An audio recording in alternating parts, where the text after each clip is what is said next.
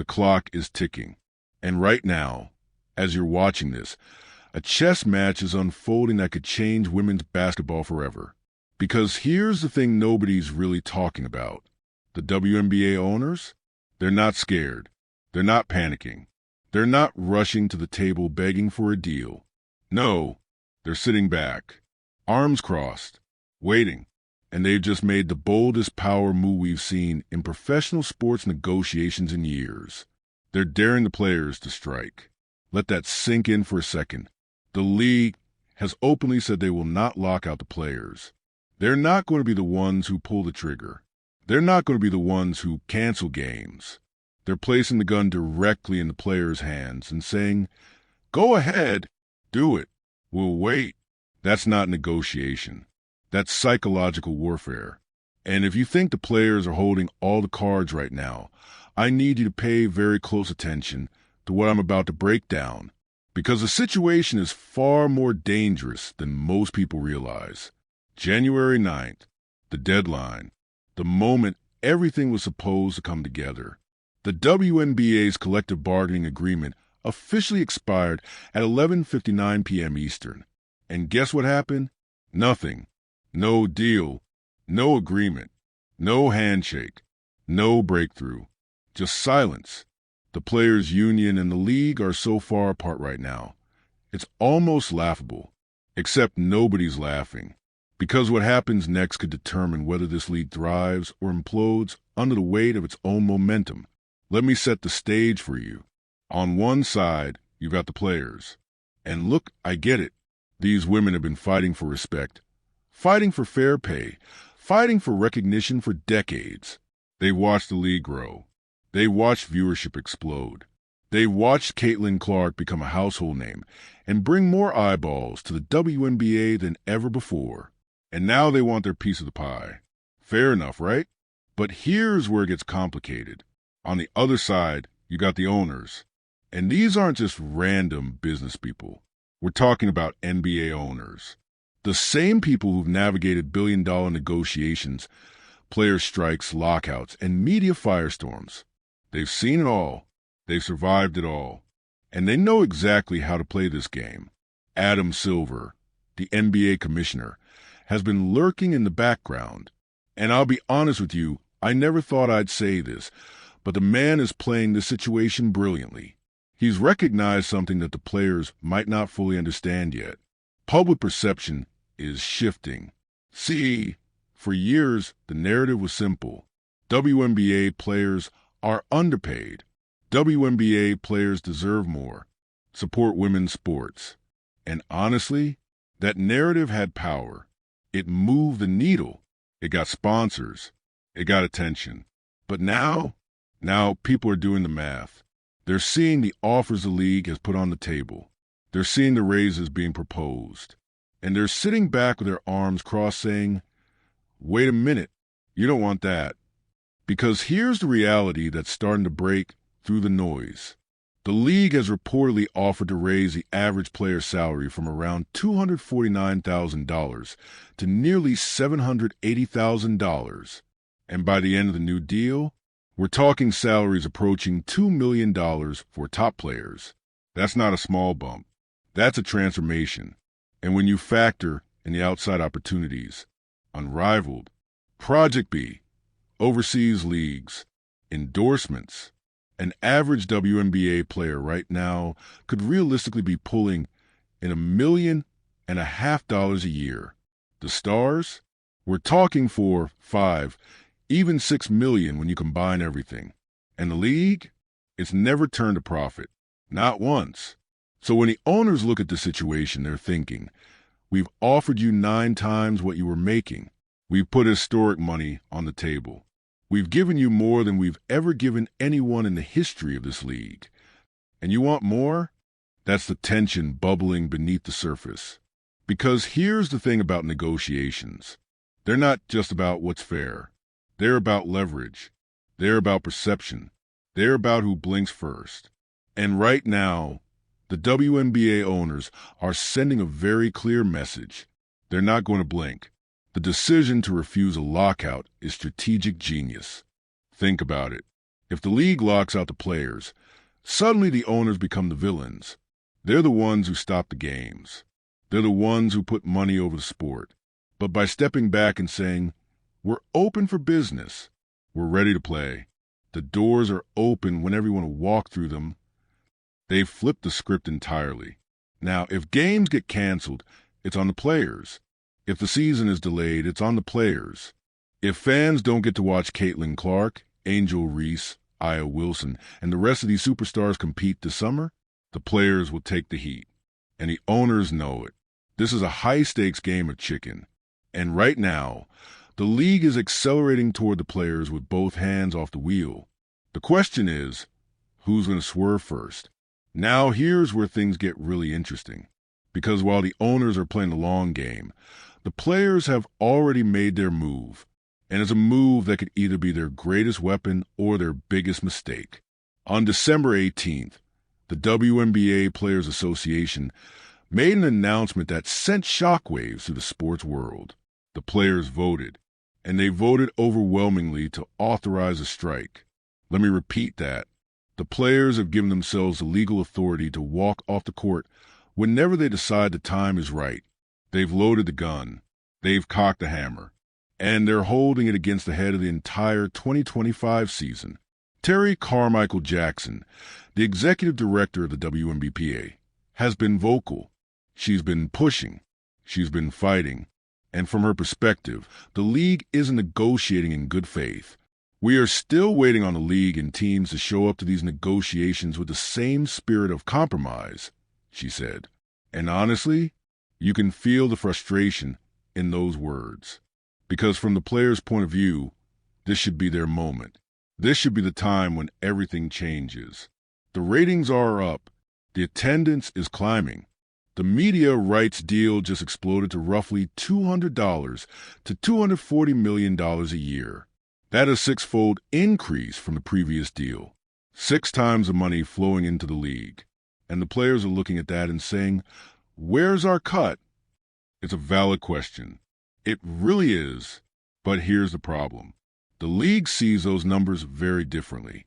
Because while the media rights money is coming in, the WNBA has never been profitable.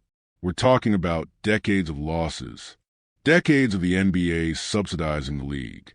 Decades of owners writing checks just to keep the lights on. And now, finally, there's light at the end of the tunnel. The league is on the verge of potentially breaking even. Maybe even turning a small profit in the coming years. But that future is fragile, and the owners are terrified of giving away the farm before the crops have even grown. This is where the revenue-sharing battle becomes absolutely critical. See, the players don't just want higher salaries. They want a percentage of the league's revenue. They want to be partners in the growth.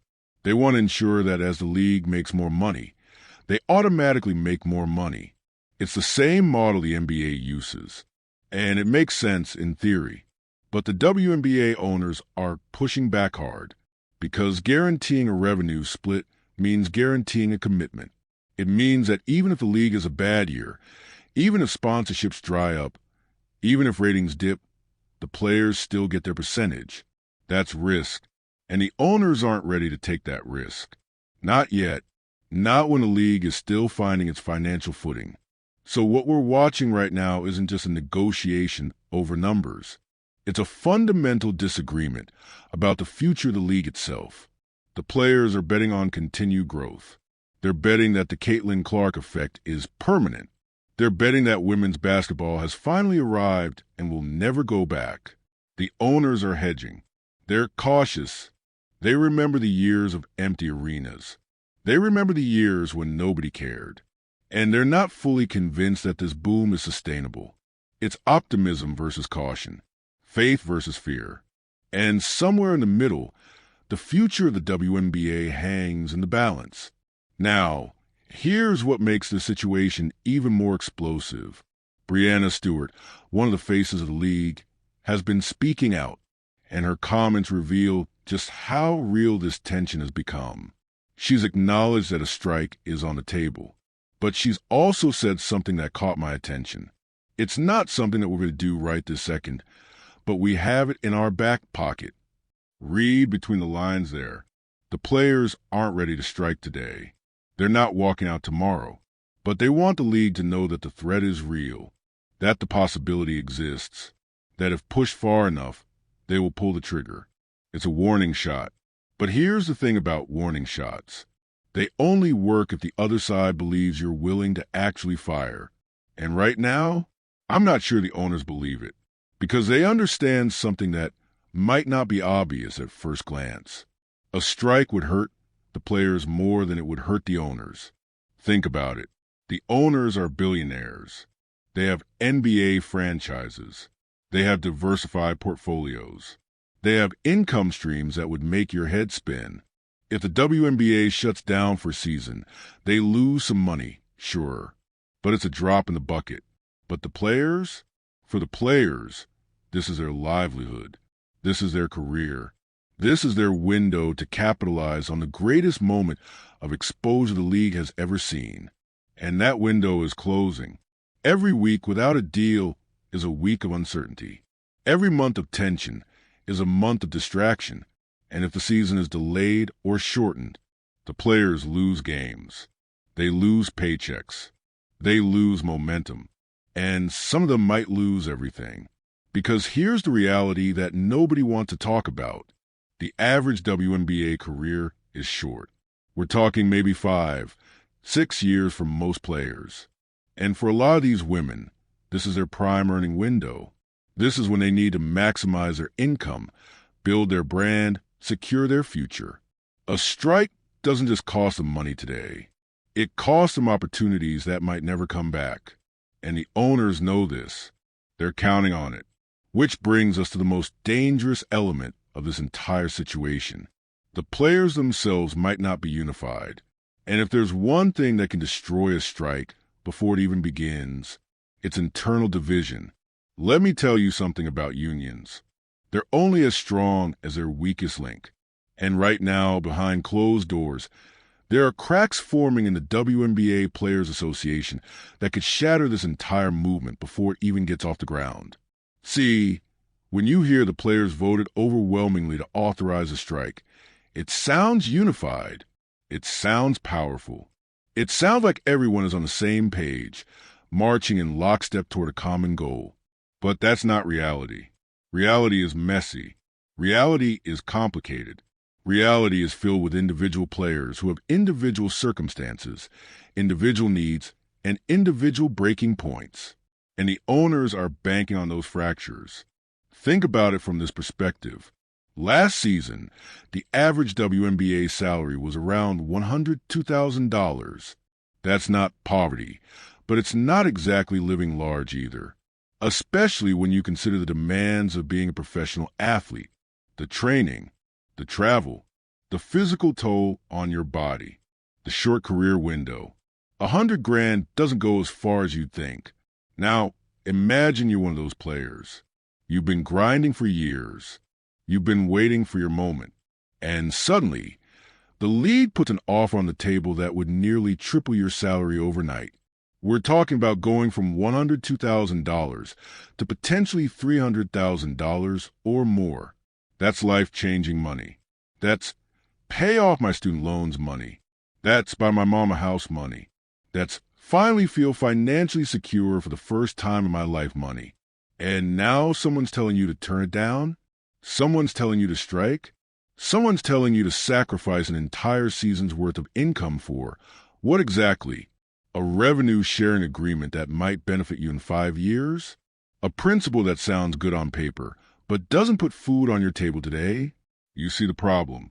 The superstars can afford to wait. Players like Breanna Stewart, Aya Wilson, Caitlin Clark, they've got endorsement deals. They've got overseas contracts. They've got financial cushions that can absorb a missed season. But what about the role players? What about the women on the end of the bench who are fighting just to stay in the league? What about the rookies who haven't had time to build their brand yet? What about the veterans on the back end of their careers who might not get another chance if they miss this season? Those players are looking at this situation very differently. And that's where the real tension lies. Because publicly, everyone's going to say the right things. Publicly, everyone's going to talk about solidarity and fighting together and not backing down. But privately, there are conversations happening right now that would shock you. Players texting each other asking, "Are we really doing this?" Players calling their agents asking, "What happens to my contract if we strike?" Players lying awake at night, wondering if they're about to throw away the biggest opportunity of their careers. The union leadership knows this. They have to know this. And that's why they're walking such a careful line. Terry Carmichael Jackson has been very deliberate in her language. She's not calling for an immediate strike. She's not setting deadlines or making ultimatums. She's leaving room to negotiate while keeping the threat alive. But how long can that strategy work? Because here's the thing about threats. They have an expiration date. If the players keep saying, "We might strike, we might strike, we might strike," without ever actually doing it, the threat loses its power. The owners stop taking it seriously. It becomes an empty bluff. But if the players actually strike, that's when the internal divisions explode. Imagine this scenario. The union calls for a strike. The majority of players walk out. But a handful of players, maybe 10, maybe 20, decide they can't afford to miss paychecks. They decide to cross the picket line and play anyway. What happens then?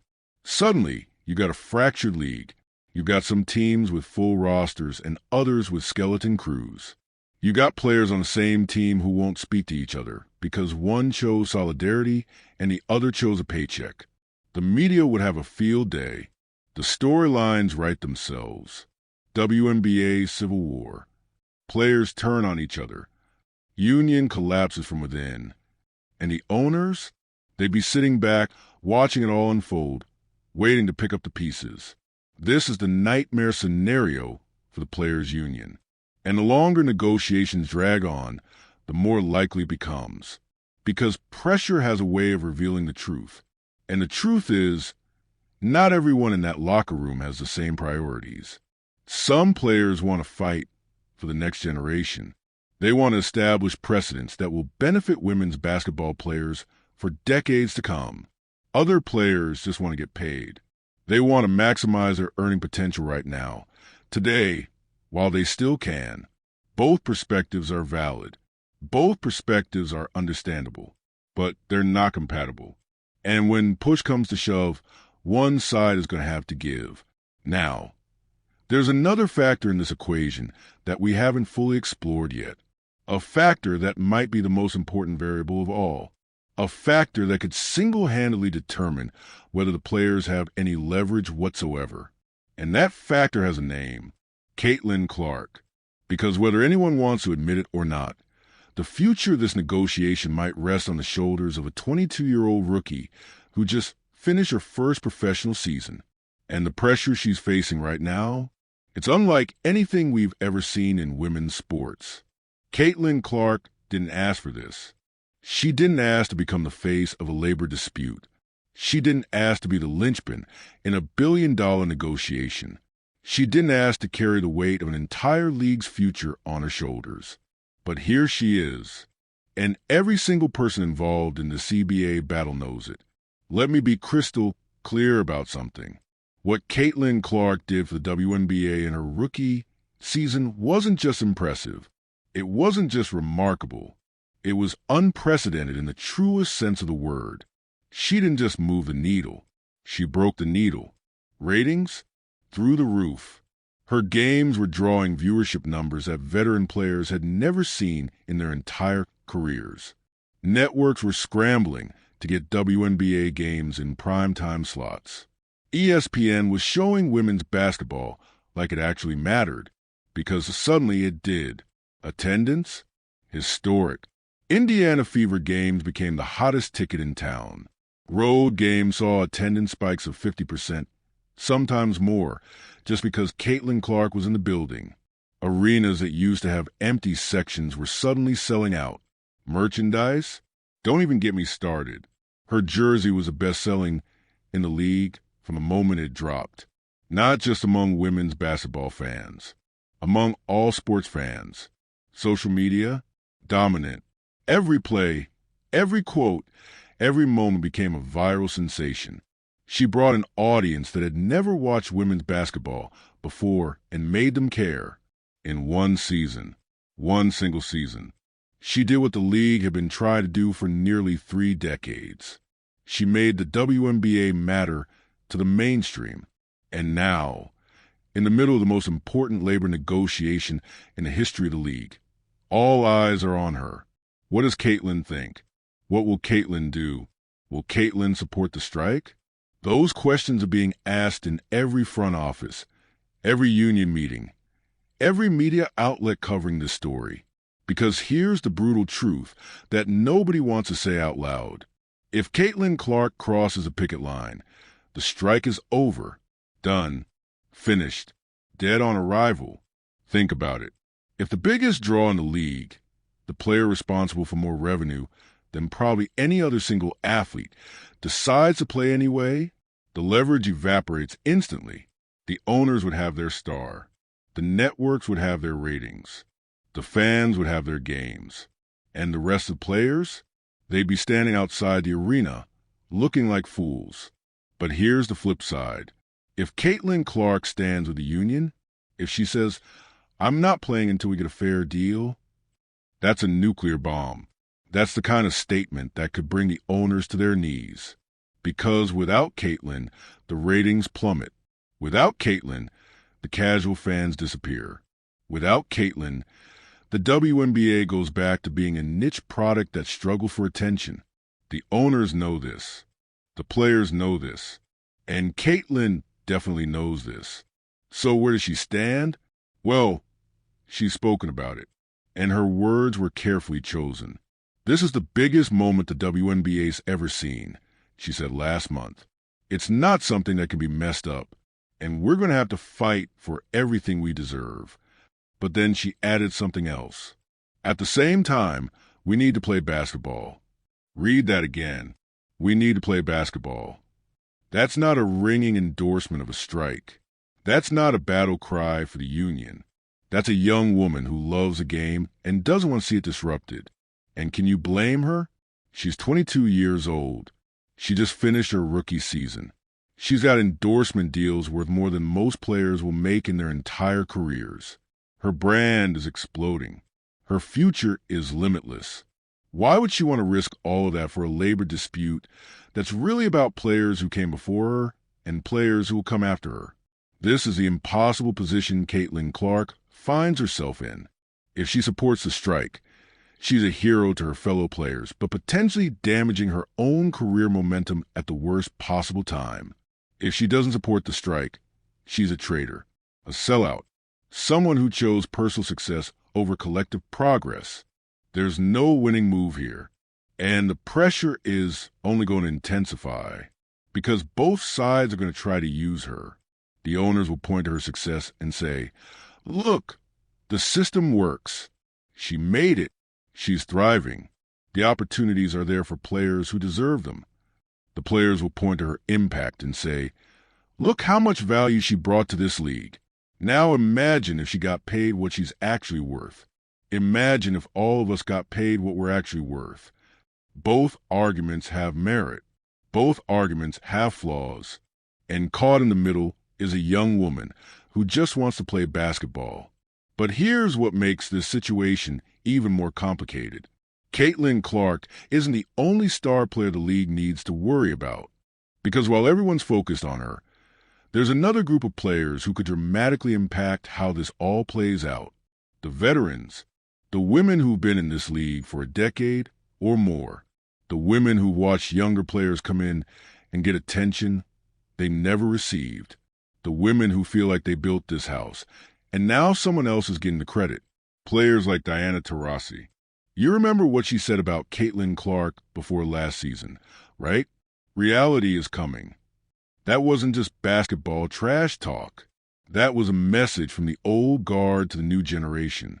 And now, in the middle of these CBA negotiations, that tension between generations is bubbling to the surface in ways that could tear the players' union apart. Because the veterans have a very different perspective on what this fight is really about. And what they want might not be what the young stars want at all. The WNBA has always been a league built by pioneers.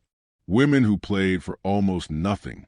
Women who traveled and coached while the men flew private. Women who played in half-empty arenas and still gave everything they had. These veterans didn't have the luxury of massive media deals. They didn't have viral social media moments.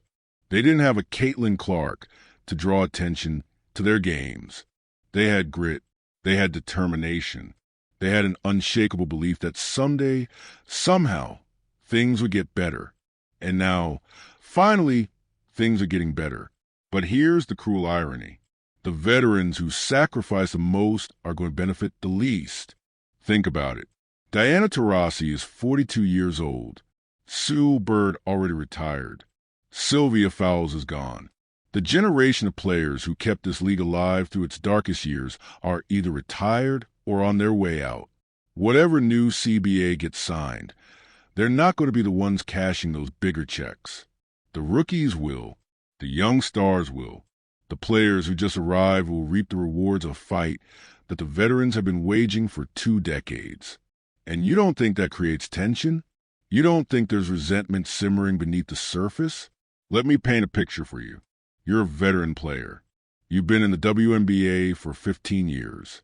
You made sacrifices that the younger players can't even imagine. You played overseas every offseason just to make ends meet. You missed holidays, missed family events, missed chunks of your life chasing a dream that barely paid the bills. And now, some 22-year-old rookie walks in, and the entire world acts like she invented women's basketball. She's got endorsement deals you never had. She's got media attention you never received. She's got a platform you spent your entire career trying to build. And when the new CBA finally gets signed, she's going to make more money in 1 year than you made in your first 5 seasons combined. How would you feel? Be honest with yourself. You'd feel some type of way. And that feeling doesn't just disappear because you're all wearing the same union badge. The veterans have been vocal about this, even if they're careful not to say it directly. You hear it in the subtext of their interviews.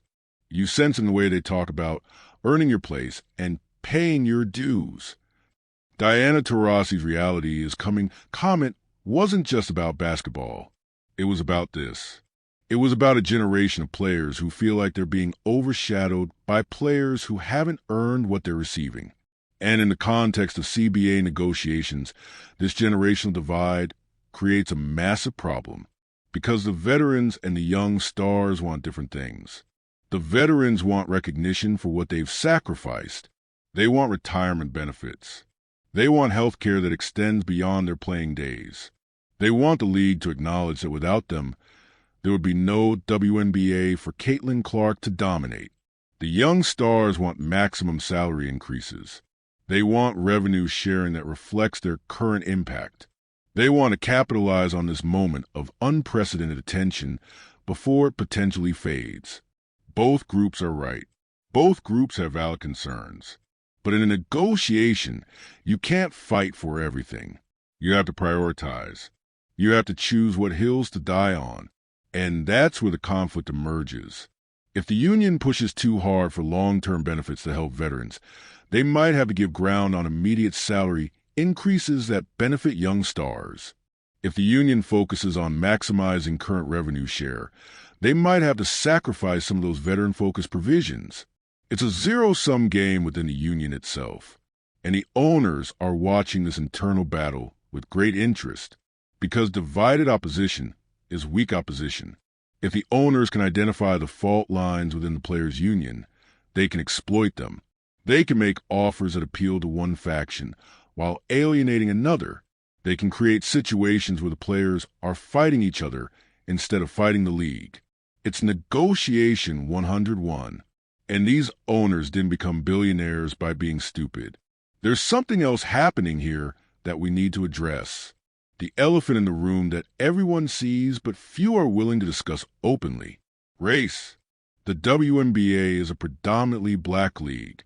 The majority of players are black women who have been fighting for recognition and fair compensation for decades. And then Caitlin Clark arrives, a white player from Iowa, who becomes the biggest star in the league's history almost overnight. The attention she receives, the endorsement deals she gets, the way the media covers her every move. It's impossible to separate that from the broader conversations about race in America. Some players have hinted at this tension. Some have been more direct. There have been moments throughout last season where the undercurrent of racial dynamics became visible, even if briefly. And in the context of CBA negotiations, this adds another layer of complexity. Because when you're trying to build union solidarity, you need everyone to feel like they're fighting for the same thing. You need everyone to believe that the outcome will benefit them equally. But if some players feel like the attention, the money, and the opportunities are flowing disproportionately to certain players while they're being asked to sacrifice for the greater good, that's a recipe for resentment. That's a recipe for fracture. That's a recipe for exactly the kind of internal division that could doom a strike before it starts. Now, I want to be very clear about something. This isn't about placing blame on any individual player. Caitlin Clark didn't ask to be the center of this controversy. She's just playing basketball and trying to navigate an impossible situation. But the dynamics are real. The tensions are real. The complications are real. And anyone who pretends that the CBA negotiation is simply about numbers on a spreadsheet is missing the bigger picture. This is about identity. This is about legacy. This is about who gets credit for building something and who gets to enjoy the rewards. Heavy stuff, right? But wait, because there's another factor in this equation that we haven't even touched yet. A factor that could completely upend everything I've just described. A factor called unrivaled. And what's happening in that league right now might be the biggest threat to WNBA player solidarity that exists. Let's talk about unrivaled. Because if you're not paying attention to what's happening there, you're missing a critical piece of this entire puzzle. Unrivaled is a new 3-on-3 women's basketball league that launched specifically to give WNBA players a domestic alternative to playing overseas during the off-season. It's backed by some serious money. It's got star power. And it's paying players very, very well. We're talking about players making anywhere from $250,000 to over $1 million for a single off-season. Just let that sink in. A single off-season. No flying to Turkey. No playing in Russia. No spending months away from family in countries where you don't speak the language. Just stay in America, play some basketball, and collect a massive check. Sound amazing, right? It is amazing for the players who got in. But here's the thing about Unrivaled that creates a massive complication for the CBA negotiations. Not everyone got invited. Unrivaled is an exclusive league. It's designed for stars. It's designed to the players who move the needle and draw attention. The Breanna Stewarts, the Nafisa Colliers, the big names that casual fans recognize. The role players, the bench warmers, the women grinding just to stay on a WNBA roster, they're not in Unrivaled. They're still flying overseas. They're still taking whatever they can get. They're still living the reality that the league's biggest stars are now insulated from. And this creates a fundamental problem for union solidarity. Because when you're asking players to stand together and fight for a better CBA, you need everyone to feel the same level of urgency. You need everyone to believe that this fight matters equally to all of them. But how do you maintain that unity when the stars have a safety net that the average players don't? Think about it from this perspective. If the WNBA season gets delayed or canceled due to a strike, what happens to the star players? They're fine. They've got their unrivaled money. They've got their endorsement deals. They've got overseas offers flooding their inboxes. A missed WNBA season is an inconvenience for them, not a catastrophe. But what happens to the player making $80,000 on a minimum salary who didn't get an unrivaled invite and doesn't have overseas connections? She's struggling. She's panicking. She's wondering how she's going to pay her bills while the stars talk about standing strong from the comfort of their financial security. That disparity breeds resentment, and resentment breaks unions. There's another layer to this unrivaled situation that we need to examine. The league was co-founded by Breanna Stewart and Nafisa Collier, two active WNBA players, two prominent voices in the players' union. Now, I'm not suggesting anything nefarious here. These women saw a problem. Players having to go overseas during the off-season, and they created a solution. That's entrepreneurship. That's admirable. But it does create an interesting dynamic, because Stewart and Collier are now owners. They're management. They're on the other side of the table in their own league. So when the WNBA Players Union is fighting the WNBA owners about revenue sharing and fair compensation, you've got union leaders who are simultaneously learning what it's like to be owners themselves. Does that change their perspective? Does that make them more sympathetic to the owner's position? Does that create conflict of interest that could impact how they approach negotiations? I don't know the answers to those questions, but I know they're questions worth asking. And I know the WNBA owners are asking them too. Here's another complication. Unrivaled is competing for attention and resources with the WNBA itself. It's creating a situation where players have more leverage outside the traditional league structure than ever before. In theory, that should help the players in CBA negotiations. More options means more bargaining power, right? But in practice, it might be fracturing the player base in ways that undermine collective action. Because if you can make $1 million in Unrivaled and another few $100,000 overseas, suddenly the WNBA's salary becomes less critical to your overall financial picture. You can afford to hold out. You can afford to strike. But for the players without those options, the WNBA salary is everything. It's the difference between being a professional basketball player and having to get a regular job.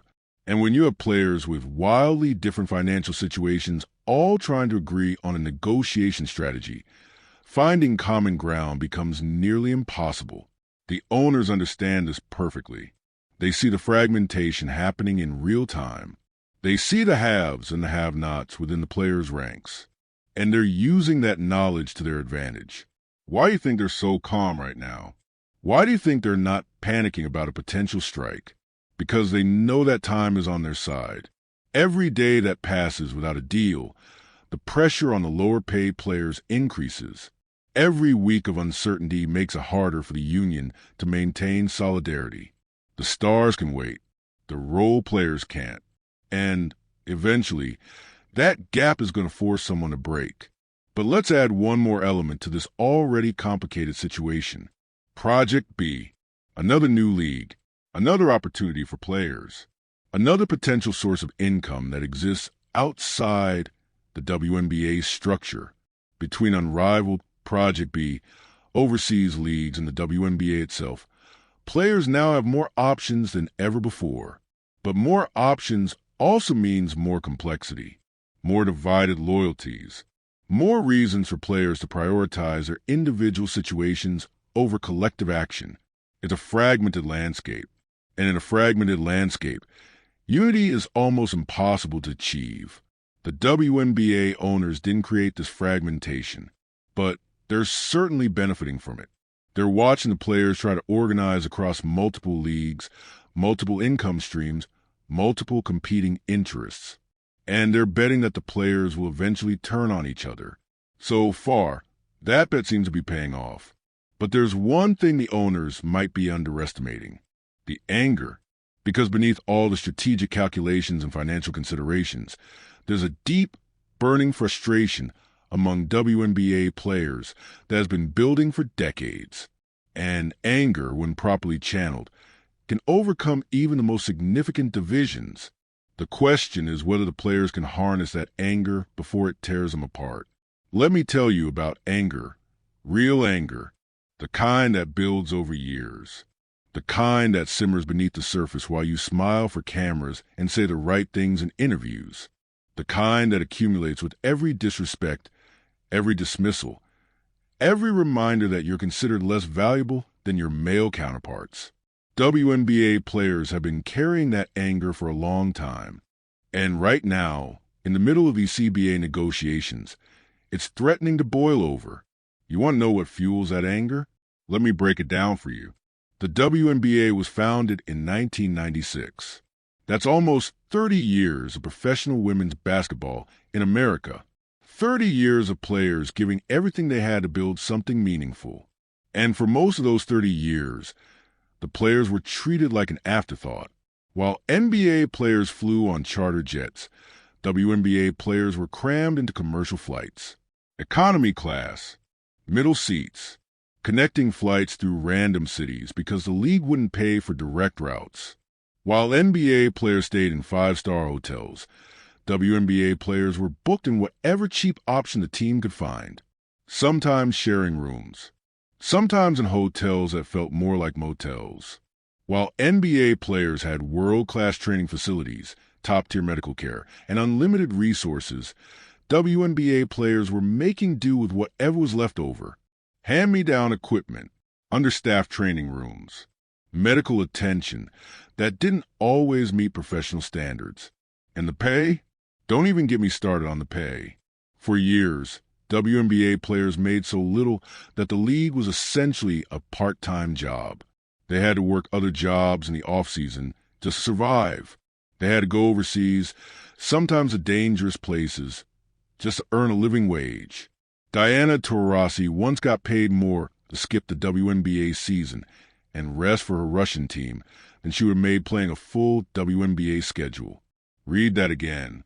A foreign team paid her more to not play in the WNBA than the WNBA was paying her to play. That's not just a pay disparity. That's an insult, and the players felt it, every single one of them. They watched the NBA generate billions of dollars. They watched NBA players sign contracts worth hundreds of millions.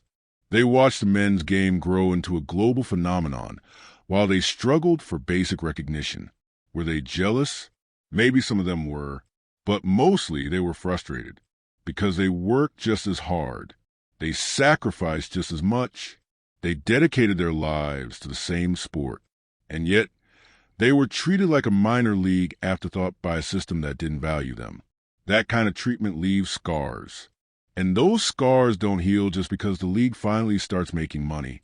So when the WNBA comes to the table now in 2025, talking about historic raises and unprecedented opportunities, the players aren't just hearing the numbers.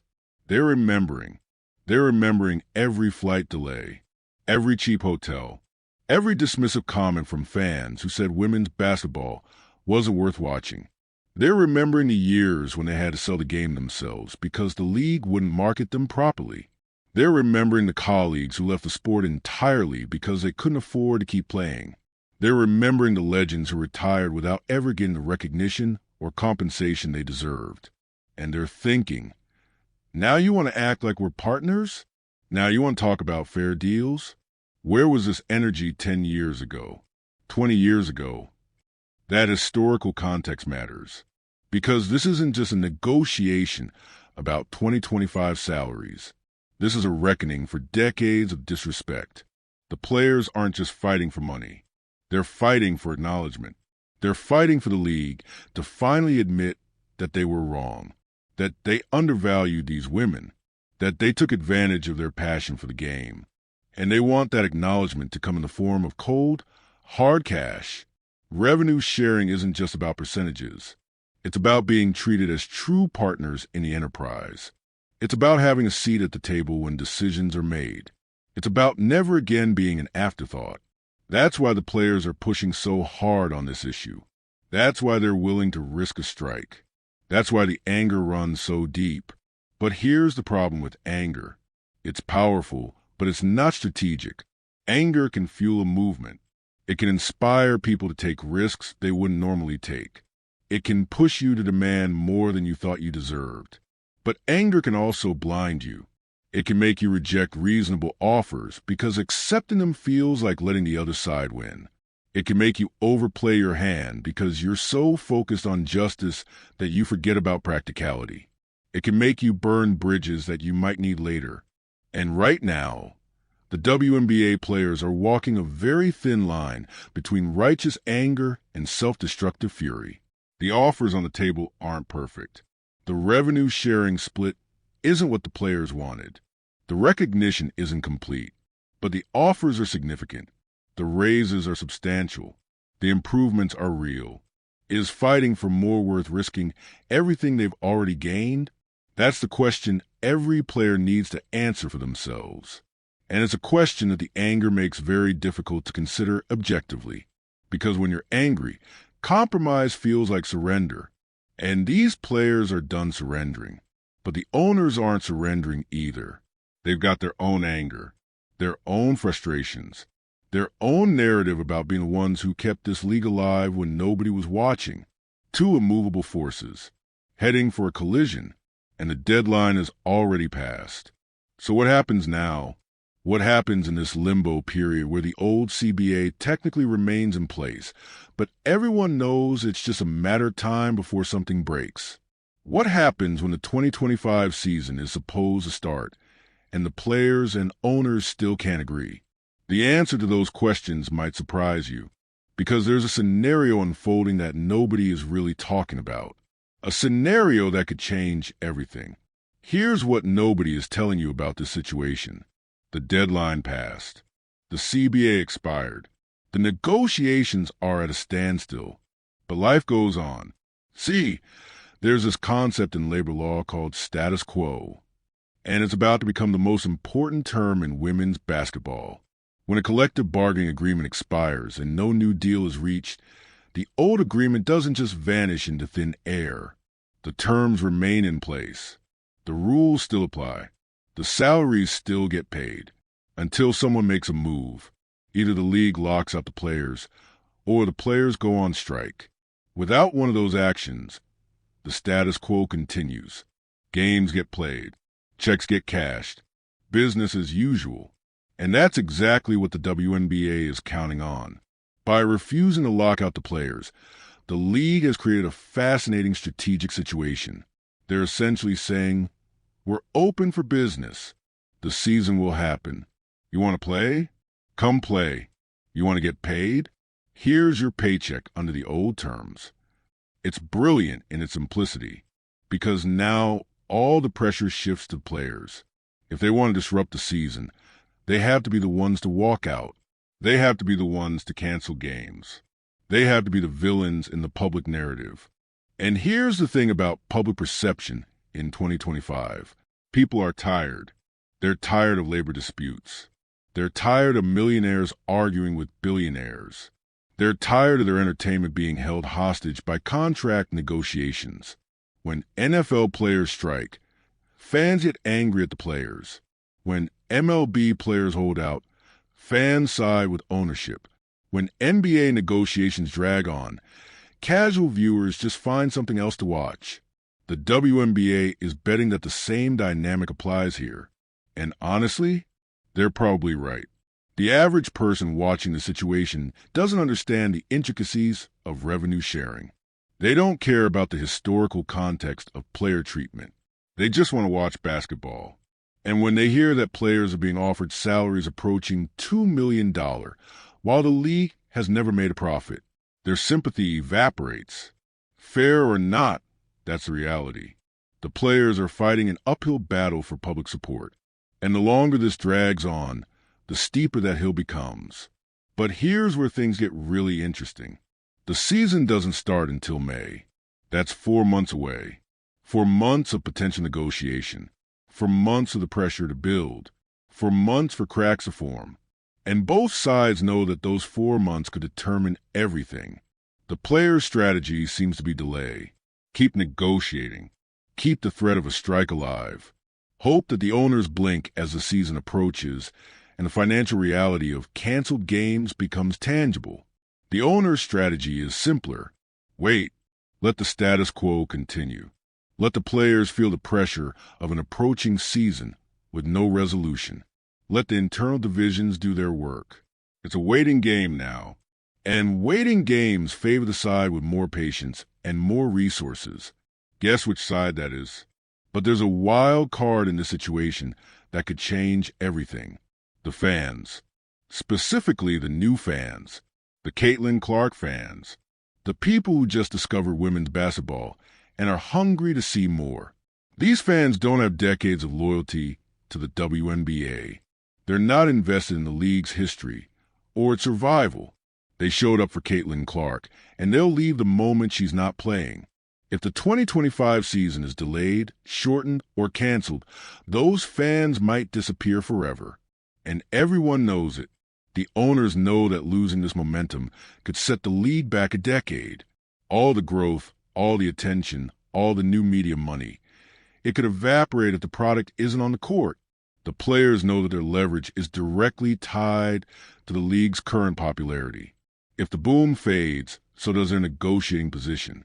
Both sides need this season to happen, but neither side wants to be the one who gives in first. It's a prisoner's dilemma playing out in real time. If both sides cooperate, everyone wins. The season happens. The money flows. The growth continues. But if one side holds firm while the other caves, the firm side wins big. And right now, both sides think they can be the one who holds firm. Let me tell you what I think is going to happen.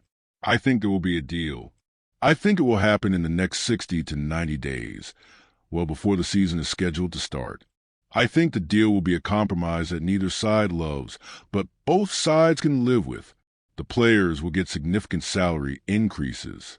Maybe not the full revenue sharing they wanted, but something meaningful, something they can sell to their members as a victory. The owners will maintain control over the financial structure. They won't commit to the percentages the players demanded, but they'll offer enough to prevent a strike and keep the peace. And both sides will declare victory while quietly acknowledging that they didn't get everything they wanted. That's how these things usually end. Not with a dramatic showdown, but with a quiet compromise that satisfies no one completely, but keeps the wheels turning. But here's the thing. I could be completely wrong, because there's something different about this situation. Something I've been sensing throughout this entire analysis. The anger is real. The divisions are real. The distrust is real. And sometimes when emotions run high enough, people make irrational decisions.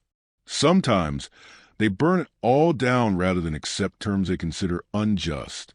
Sometimes principle trumps pragmatism. Is that what's going to happen here? I don't know, but I do know one thing. Whatever happens in the next few months is going to define women's basketball for a generation. And the decisions being made right now, in closed-door meetings, intense phone calls, and late-night strategy sessions, those decisions will echo for decades. Let's zoom out for a moment, because while we've been deep in the trenches of the CBA battle, analyzing strategies and calculating leverage, there's a bigger picture here that deserves attention. What we're watching isn't just a labor dispute. It's a defining moment for women's professional sports in America. Think about where women's basketball was just 5 years ago. Think about the empty arenas, the minimal media coverage, the constant jokes about WNBA ratings, the dismissive attitudes from mainstream sports fans. Nobody watches women's basketball. How many times have we heard that? How many times has that phrase been used to justify low salaries, minimal investment, and second-class treatment? And for a long time, there was uncomfortable truth to it. The ratings were low. The attendance was sparse. The revenue wasn't there. But something changed. And that something wasn't just Caitlin Clark, although she certainly accelerated it. There was a fundamental shift in how America views women's sports. A generational change in attitudes. Young fans who grew up with Title IX as a given, not a novelty. Girls who played basketball their whole lives and wanted to see women who looked like them competing at the highest level. The audience was always there. It was just waiting for the right moment to emerge. And now it has. The WNBA is in the strongest position it's ever been. Viewership is up across the board, not just for Caitlin Clark games. The media deal is worth more than anyone imagined. Sponsors are lining up. Investors are interested. This is the moment the pioneers dreamed about. This is what Diana Taurasi and Sue Bird and Tamika Catchings and Lisa Leslie were playing for all those years. And the way the CBA negotiation ends will determine whether that dream becomes a lasting reality or just a temporary spike before things regress back to the mean. No pressure, right? Here's what keeps me up at night about this situation. What if both sides get so caught up in winning that they forget what's actually at stake? What if the players push so hard for maximum concessions that they damage the league's ability to grow? What if the owners are so focused on protecting their investment that they crush the player's spirit and lose the authenticity that makes the product special? What if this moment, this incredible once-in-a-generation opportunity, gets squandered because nobody was willing to see the bigger picture? It's not an impossible scenario. History is littered with examples of sports leagues that self-destructed during labor disputes. The NHL lost an entire season in 2004 to 2005 and never fully recovered its mainstream relevance. MLB's 1994 strike canceled the World Series and alienated fans for years. The NBA lockout in 2011 shortened the season and created lasting bitterness. The WNBA is far more fragile than any of those leagues. It doesn't have decades of entrenched fan loyalty. It doesn't have billion-dollar TV contracts that guarantee survival. It doesn't have owners who view it as a primary business rather than a side project. One bad decision could unravel everything, and the margins of error are razor thin. That's why this negotiation matters so much. It's not just about salaries and revenue splits. It's about proving that women's professional basketball can sustain itself, that it can navigate challenges like any mature sports league, that it can grow up without self-destructing in the process. The whole world is watching, and I mean that literally. International media is covering this story. Other women's sports leagues are paying attention. Young girls who dream of playing professional basketball are absorbing every headline. If the WNBA handles this well, it becomes a model for how women's sports can professionalize and thrive. If the WNBA handles this poorly, it becomes a cautionary tale that gets referenced for decades. The stakes couldn't be higher. Now, I want to say something that might be controversial. Both sides have legitimate grievances. The players are right that they've been undervalued for too long. They're right that the recent success of the league entitles them to a larger share. They're right that revenue sharing would protect them as the league grows. But the owners are also right that the league has never been profitable. They're right that guaranteed percentages create risk in an uncertain environment. They're right that they've invested hundreds of millions of dollars keeping this league alive when nobody else would. This isn't a case of good versus evil. It's a case of two reasonable positions that happen to be incompatible. And finding middle ground between reasonable but incompatible positions is one of the hardest things humans ever have to do. It requires humility. It requires empathy. It requires the ability to see the situation from the other side's perspective. Do the players understand the genuine financial risks the owners face? Do the owners appreciate the decades of sacrifice the players have endured? Can either side step outside their own narrative long enough to understand why the other side feels justified in their position? I hope so, because if both sides remain locked in their own perspectives, if neither is willing to acknowledge the legitimacy of the other's concerns, then we're heading for disaster. And that disaster won't just hurt the people in the room. It will hurt every young girl who picks up a basketball and dreams of playing professionally. It will hurt every fan who finally found a women's sports product they love. It will hurt the broader movement toward equality in athletics. The ripple effects of a botched negotiation will extend far beyond the WNBA itself. That's the weight of this moment. That's what both sides need to understand. You're not just negotiating for yourselves. You're negotiating for everyone who comes after you. Act accordingly. But even with all that pressure, there's one more factor we need to discuss. One more element that could determine how this all plays out. The media. Because in 2025, public narrative is power. And whoever controls the narrative controls the outcome. The battle for public perception has already begun. And make no mistake, this is a battle. A carefully orchestrated war of narratives designed to position each side as a reasonable party, while painting the other as greedy, unreasonable, or out of touch. Every interview, every press release, every source familiar with the negotiations leaked to reporters. It's all calculated. The players have their talking points. Historic moment. Fight for what we deserve. building on the sacrifices of those who came before. Equity, fairness, partnership. The owners have theirs. Good faith negotiations. Unprecedented offers. 9-time salary increases. League that's never made money. Long-term sustainability. Both narratives are crafted by professionals, PR teams, communications experts, people who understand that in 2025, the court of public opinion is often more important than the negotiating table. And right now, the owners are winning.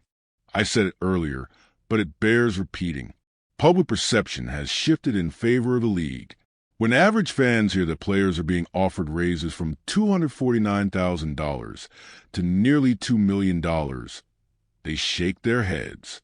When they learn the league has never turned a profit, they wonder why the players aren't grateful. When they see the strike authorization vote, they roll their eyes. Fair or not, accurate or not, that's the perception taking hold. And the players need to understand something critical. Perception is reality.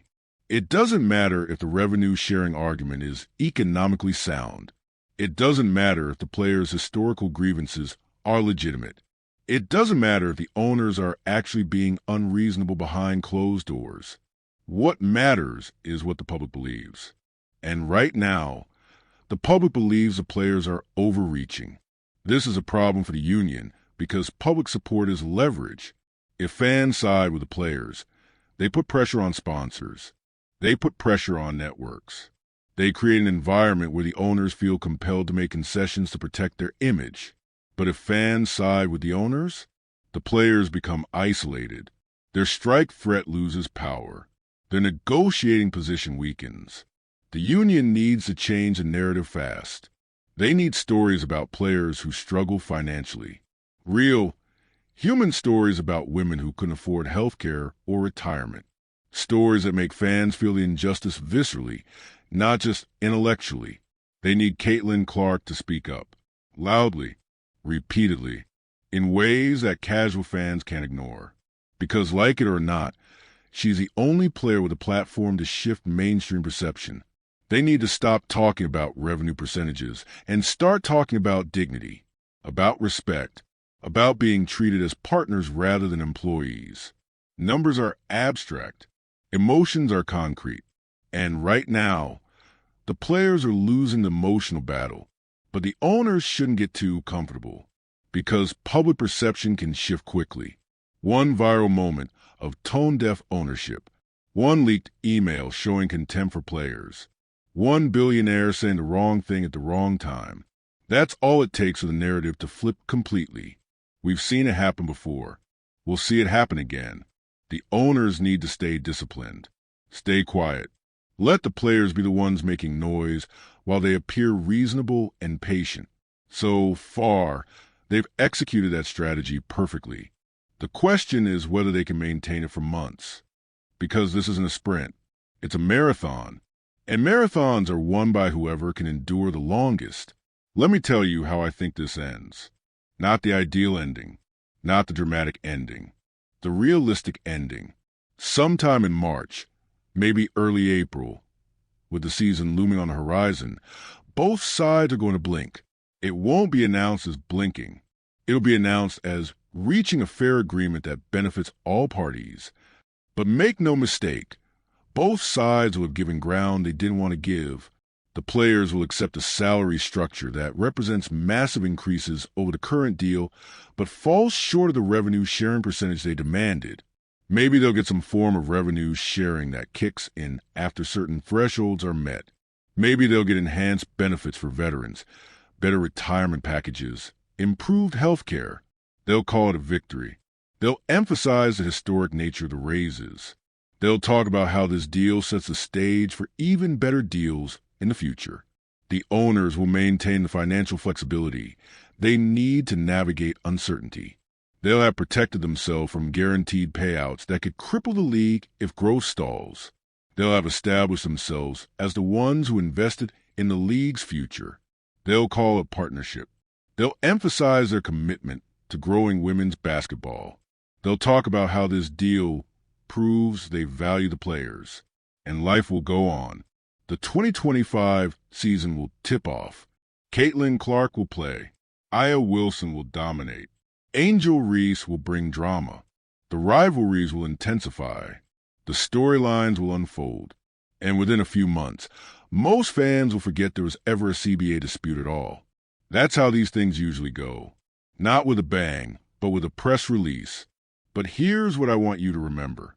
Whatever happens in these negotiations, whatever compromises are reached, whatever deal is eventually signed, it's just one chapter in a much longer story. Women's basketball isn't going anywhere. The growth we've witnessed isn't going to reverse. The attention isn't going to disappear. The demand for this product is real and sustainable. The CBA will last 5 years, maybe 6, and when it expires, there will be another negotiation, another battle, another moment of tension, and by then, the landscape will look completely different. The players who are fighting today will be retired. New stars will have emerged. New revenue streams will exist. New challenges will arise. That's the nature of progress. It's not a destination. It's a journey. And the WNBA is still in the early chapters of its journey. What we're witnessing right now, as uncomfortable as it is a league growing up. It's experiencing the same labor pains that every major sports league has experienced. The conflicts, the tensions, the negotiations. It's messy. It's frustrating. It's sometimes ugly. But it's also proof that the WNBA matters. You don't fight this hard over something that doesn't matter. So as you watch the situation unfold over the coming weeks and months, try to keep perspective. This isn't the end of women's basketball. It's not even a crisis. It's a negotiation. And negotiations, by their very nature, eventually end. The question isn't whether there will be a deal. The question is what kind of deal it will be. And that answer will be written by the people in that room. The players, the owners, the agents, the lawyers. They hold the future in their hands. Let's hope they don't drop it.